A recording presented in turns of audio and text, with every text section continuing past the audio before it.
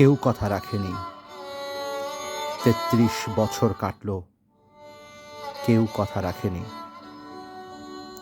ছেলেবেলা এক বষ্টমী তার আগমনী গান হঠাৎ থামিয়ে বলেছিল, শুক্লা দ্বাদশীর দিন অন্তরাটুকু শুনিয়ে যাবে। তারপর কত চন্দ্রভূক অমাবস্যা এসে চলে গেল, কিন্তু সেই বষ্টমী আর এলো না। ২৫ বছর প্রতীক্ষায় আছি।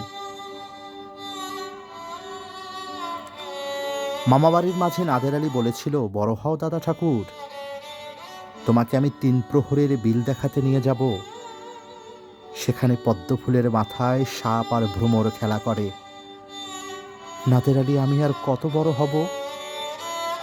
আমার মাথায় ঘরের ছাদ ফুঁড়ে আকাশে স্পর্শ করলে তারপর তুমি আমায় ৩ প্রহরের বিল দেখাবে?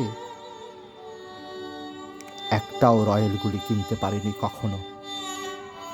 লাঠি লজেন্স দেখিয়ে দেখিয়ে চুষেছে লস্কর বাড়ির ছেলেরা। ভিখারির মতন চৌধুরীর গেটে দাঁড়িয়ে দেখেছি ভিতরের রাস উৎসব। অবিরল রঙের ধারার মধ্যে সুবর্ণ কঙ্কন পরা ফর্সা রমণীরা কত রকম আমোদে হেসেছে। আমার দিকে তারা ফিরেও চায়নি। বাবা আমার কাঁধে হাত ছুঁয়ে বলেছিলেন, দেখিস একদিন আমরাও। বাবা এখন অন্ধ,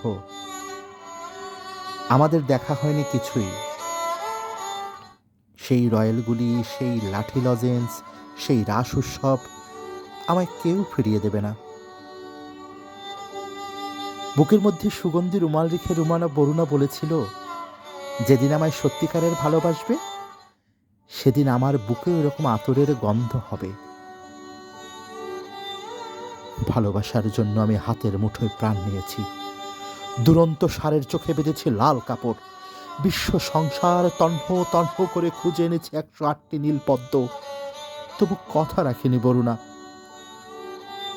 এখন তার বুকে শুধুই মাংসের গন্ধ। এখনো সে যে কোনো নারী। কেউ কথা রাখেনি। ৩৩ বছর কাটল, কেউ কথা রাখে না।